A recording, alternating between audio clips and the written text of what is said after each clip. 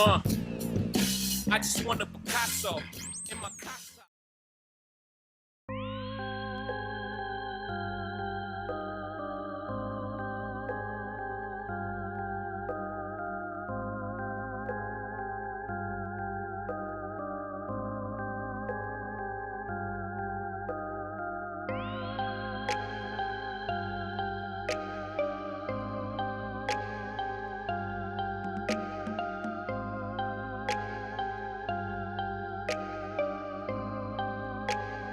It's goodbeats.com.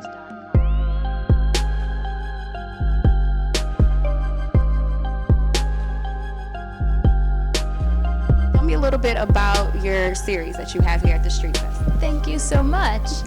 I have a series of works that are characters that I've chosen who are kind of, controversial, not like straight up stereotypical good people, but people who, if you dig a little bit deeper beneath the surface, you begin to understand their human struggle and you can really relate to them. For example, Lil Wayne, most of us go out into the world and like look around and see, okay, where am I gonna fit in and how am I gonna change myself to fit into whatever scenario, and he just came out into the world as like this incredibly solid shape and the world just had to mold around him. So I really related to that because I felt like there was never really a place in the world where I fit in. Tell me about you as a street artist, because typically, you don't see too much of that with the mainstream part. So is that something you like to categorize yourself as, or how do you feel about the category as a whole? Yeah, recently. It's been recent. It's kind of an evolution.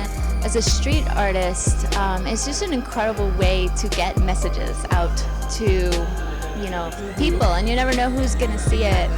And it's overwhelming, especially if you're someone like myself who has like a really chaotic backstory and a lot of like struggle. So tell me about your collection. I know you have a lot of the Grace Jones pieces here, which I love. That's Mother Grace Jones. She is an idol icon. So tell me why you chose to depict her in a lot of your pieces.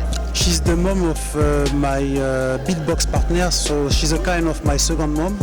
And she's my most biased, and she supports me, she's on my back, and she's charismatic and she has a strong character. Why is color so important to you? I don't see anything without color here. Because really, it's really important for me, colors in life. I live in London and Paris, I grew up, and over there it's like cold, raining, so when you have a sun, it's better for your mind, you want to do things. So you should move to Los Angeles. Oh yeah, I'm coming soon. Yeah.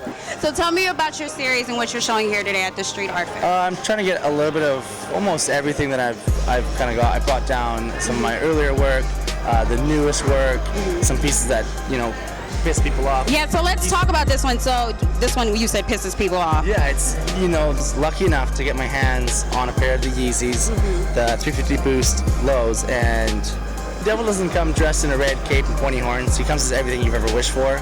People wish they got the shoe. So just to be clear, we're not calling Kanye the devil. Is that correct? No, by no means. I'm just saying that the culture surrounding shoes and like media around, like social media, people love Kanye. He's an amazing artist, but I think people idolize this. It's a shoe. As an upcoming artist, you're trying to look for new ways to get your name out there. For you, because I know you're really love driven, if you can write a love letter to one person or one thing, who or what would you write that love letter to? Prince. He gave zero fucks. Like, he didn't care about being masculine or, the fact that he's 5'2" as a man, or that he had this stuff. He has been, since the beginning for me, someone that really just stands out as pure inspiration. What's some advice you can give to artists such as yourself coming up?